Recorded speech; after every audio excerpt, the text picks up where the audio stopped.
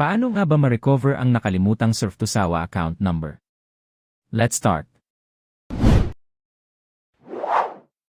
Open Google Chrome. At i-type ang prepaidfiber.s2s.ph/login.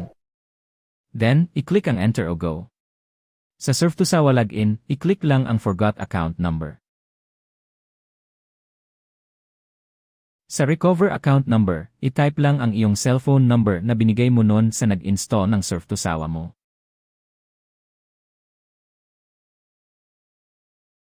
Pag okay na, i-click lang ang Continue para magpatuloy. Sa Confirm Your Identity, i-click lang ang Send OTP. Then, sa Enter OTP, i-type lang ang 6-digit number na ipinadala sa iyong cellphone.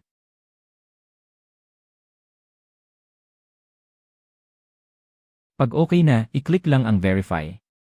At makikita mo na agad ang iyong nakalimutang account number. Makikita mo din dito kung active pa ito o hindi na. Salamat po sa panonood. Don't forget to like and subscribe.